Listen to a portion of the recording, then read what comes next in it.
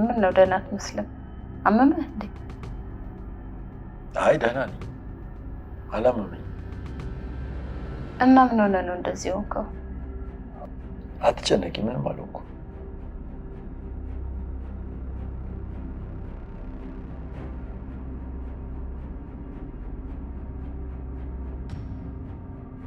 ትኩሳት አለህ እኮ ሆስፒታል እንሂድ እንዴ? ደህና ነኝ፣ አትጨነቂ። እሺ በቃ እኔ ጋር ማስታገሻ አለ ላምጣልህ። አይ አልፈልግም ማለት ልትሄጂ እንደሆነ ናቲ ነገር። ትላንት ያ ሁሉ ነገር ያደረግሽው መሰናበቻ ነበር ማለት ነው? አዎ በጣም አስቸገርኩኝ። ከዚህ በኋላ ማስቸገር አልፈልግም። ስለዚህ እኔ አስቸገርሽኝ አልኩ አለ።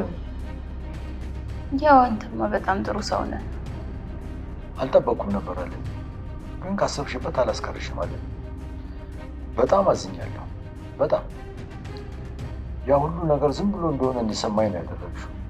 ለካ ቤተሰብ አልነበርም። እንደሱ አይደለም እኮ።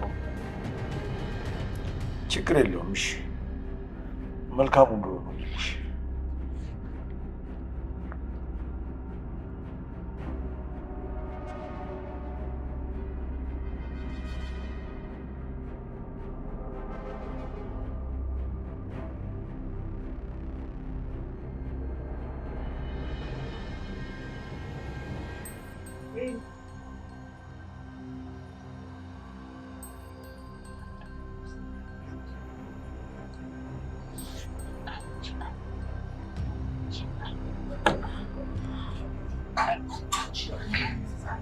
ማን ነው?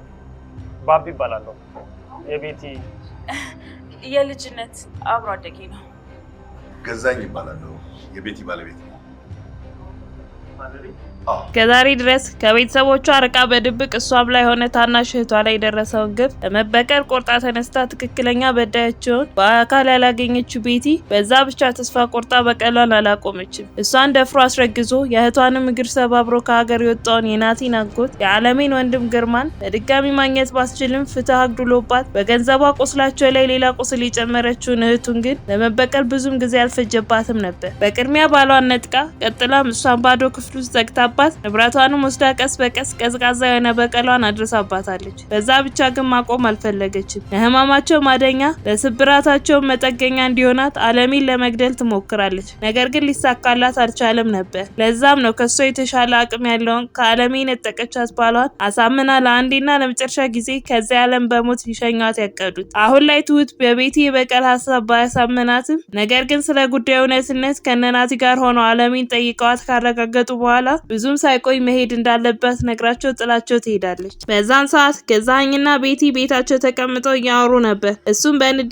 እቺ ሴትዮ እኮ ገደልኳት ስል አፈሯን ልሳ መነሳት ተለማመደችው። አንድ ፊትኑ አንገቷን ቆርጬ ልገላግላት እንዲህ ብሎ ስጠይቃት ቤቲ እሱን ከደረክ አንተ ፊት በር ለመዝጋት ማንም አይቆምም ስትለው ገዛኸኝም በደስታ እሺ በቃ አሁን እሱን ታየውና ተነሺ እንደንስ ብሎ ይጠይቃታል። ቤቲም ትቀጥልና እሱን የድላችን ቀን ላይ ብናደርገው አይሻልም ብላ ትጠይቋለች። እሱም በድፍረት አታስቢ፣ ድል ሁሉ ጊዜም ቢሆን ከኛ ጋር ናት። አሁን ሁሉንም ታየውና ተነሺ እንደንስ ብሏት እጇን ይዟት ሊነሳ ሲል በመሃል ድንገት ትሁት በሩን ከፍታ ወደ ውስጥ ገባና ደህና ዋላችሁ ብላ ስጠይቃቸው ገዛኸኝም በንዴት እሺ የኛ ማወራ ስራሽን ጭራሽ ተውሽው አይደለ? እንዳሻሽ የትም ዞረሽ መምጣት አደረግሽው እኮ ስራሽን ብሎ ሲቆጣት ትሁትም ትንሽ ጨንቆኝ ነበር አየር ለመውሰድ ነው የወጣሁት ስትለው ገዛኸኝም ይኸውልሽ ትሁት ከዚህ በኋላ እቺን በር እልፍ እንድትይራ ራሱ አልፈቅድልሽም ብሎ ሲላት ትሁትም ምንም መልስ ሳትሰጠው ጥላቸው ትሄዳለች። ከሰዓታት በኋላም ቤቲ መኝታ ክፍሏ ውስጥ ተቀምጣ ባለችበት ትሁት በብርጭቆ ውሃ ይዛላት ትመጣና አስቀምጣው ፊት ለፊቷ ስትቆም ቤቲም ትሁት ቆይ ምን ሆነሽ ነው የፈዘዝሽው? ችግር አለ እንዴ ብላ ስጠይቃት ትሁትም አይ ቤቲ ምንም ችግር የለም ግን ደግሞ ያለሽበትን ነገር ከሰማኝ በኋላ በጣም አዝኛለሁ ስትላት ቤቲም አመሰግናለሁ ግን በቃ ማዘን አይጠበቅብሽም። እኔ ማንም ሰው እንዲያዝንልኝ አልፈልግም።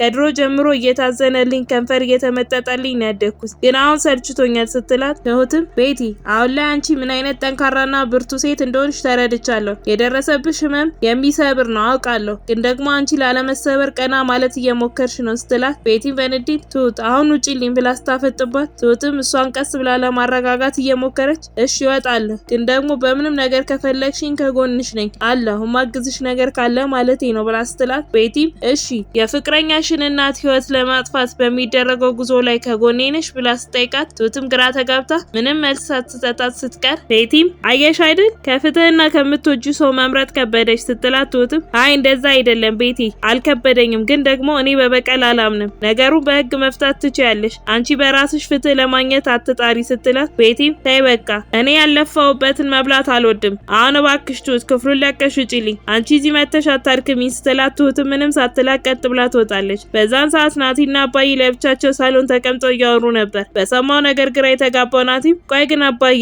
እናቴ እውነት ይሄንን ነገር ያደረገችው ይመስላል ብሎ ሲጠይቀው እሱም አዎ ግን በቃ ስለ ነገሩ ምንም የምታውቀው ነገር የለም ወንድሟ ማዳኗን እንጂ ስለተበደሉ ሴቶች ምንም አታውቅም ሲለው ናቲም ልክ ነህ አባዬ፣ ግን ምንም ቢሆን ህግ ጥፋተኛ ብሎ ካሰረው እሷ ማስፈታት አልነበረባትም፣ እማዬ ተሳስታለች፣ ትሁቴ ልክ ናት ሲለው አባዬ ቤቲ ተበዳይ ነች፣ የትሁት ልብ ደግሞ ሚዛናዊ ነው፣ ስለዚህ አሁን ላይ ልቧ ወደ እሷ ነው የሚሆነው፣ ግን ደግሞ እኛም ለምንወደው ሰው ነው ያደላ ነው ሲለው ናቲም ፈገግ ብሎ አባዬ ለምንወደው ነው ያልኩህ አንተ እማዬን ትወዳታለህ እንዴ ብሎ ይጠይቀዋል። አባዬም በጥያቄው ደንግጦ አዎ እወዳታለሁ፣ ለምን ብዬ ልጥላት፣ መልካም ሰው ናት፣ በል በቃ አሁን ወደ ውስጥ ልግባ ብሎ ተነስቶ ወደ መኝታ ቤቱ ይሄዳል። ከትንሽ ቆይታ በኋላም ትሁት ስራ ላይ ባለችበት በራቸው ይንኳኳና ለመክፈት ወደ በሩ ትሄዳለች። ናቲ ነበረ። እሷም ትቀጥልና እንዴ አንተ ነህ እንዴ ምን ነው ክፍት አትገባም ነበር እንዴ ብላ ስጠይቀው እሱም ትሁት አሁን ወክ ማድረግ ፈልጌ ነበር እንጣ ብሎ ስጠይቃት እሷም አይ አልችልም ናቲ ስራ አለብኝ ብላው ጥላው ወደ ውስጥ ልትገባ ስትል እጇን ይዛትና ትሁት ቆይ ለምንድነው በዚህ ልክ የተናደድሽብኝ? ቆይ ለእናቴ ማሰቤ ትክክል አይደለም? ይሄ ነገር እኮ ለሷም አዲስ ነው፣ ነገሩን ደግሞ ሳታውቀው እንዳደረገችው ታውቂያለሽ ሲላት ትሁትም እኔ ምንም ያልኩት ነገር የለም፣ አንድ የተበደለ ሰው ፍትህ ያግኝ ነው ያልኩት፣ ደግሞ እናትህ አወቀችም አላወቀችም አንድ ወንጀለኛ ሰው እንዲሸሽ አድርጋለች፣ ይሄ የኔ አቋም ነው፣ በዚህ ጉዳይ ደግሞ እኔ እናንተ አንድ አይነት አቋም ያለን በጭራሽ አይመስለኝም፣ አሁን ስራ አለብኝ አትቅም ወደ ውስጥ ግባ ብላ ስትለው ናቲ በሩ ዘግቶ ወደ ቤት ሹልክ ብሎ ይመለሳል። አለሜና አባዬ አብረው ተቀምጠው ቡናቸውን እየጠጡ ነበር የደረሰው። ገብቶ እንደተቀመጠ ልክ እንዳልሆነ ከፊቱ የተረዳችው እናቱ ምን ነው ምን ሆነህ ነው አመመህ እንዴ ስትለው ናቲም አይ አላመመኝም ትንሽ ደክሞኝ ነው ሲላት አለምም እሺ በቃ አሁን ነቃ እንዲያደርግህ ቡና ላምጣልህ ትለውና ተነስታ ወደ ማድ ቤት ስትሄድ አባዬ ምን ነው ምን ተፈጥሮ ነው የኔ ልጅ ምን ተፈጠረ ብሎ ይጠይቀዋል። ናቲም ትሁት እስካሁን እንደደበራት ነው ያለችው ከኔ እየሸሸች ነው ያለችው ሲለው አባዬ ተው የኔ ልጅ እንደዛ አትበል ከሀሳብህ እንጂ ካንተ አትሸሽም እመነኝ አንተ ማናገር ሳይሆን ስለ ጉዳዩ ማንሳት ነው የማትፈልገው እሱን ደግሞ ጊዜ ይፈታዋል ብሎ ይለዋል። በነጋታው ጠዋትም ቤቲ ወደ እናቷ ቤት ትሄድና እህቷንም አግኝታ ማውራት ይጀምራሉ። ሂዊም ግራ ተጋብታ እህቴ ግን በሰላም ነው በዚህ ጠዋት ብላ ስጠይቃት ቤቲም በሰላም ነው እኔ እምልሽ እማዬ የለችም እንዴ ብላ ስጠይቃት ሂዊ አሁን ወደ ስራ ወጣች ግን ማታ ልጄ ናፈቀችኝ ያለች ነበር እንደዚህ በጠዋት እንደምትመጪ ብታውቅ ለራሱ ጠብቅሽ ነበር ስትላት ቤቲም በቃ ተይ እህቴ እኔን እንዳይከፋኝ አንቺ የሀገር ውሸት መደርደር አይጠበቅብሽም ይልቅ ጎረቤታችን እንዴት ነው ይዘጋጅበት በቀላሉ የኔን ወርቅ እህት መውሰድ አይችልም በጣም ከባድ ነው የሚሆንበት ማሟላት ያለበትን ስነግረው ብቻ ከብዶት እንዳይሞትብሽ ስትላት ሂዊም እህትሽን ለመውሰድ ብዙ ማሟላት ያለበት ነገር አለ ማለት ነው ትላትና ይሳሳቃሉ። በዛን ሰዓት ላይም ናቲ እየተቻኮለ ሊወጣ ሲል አባዬን ያገኘውና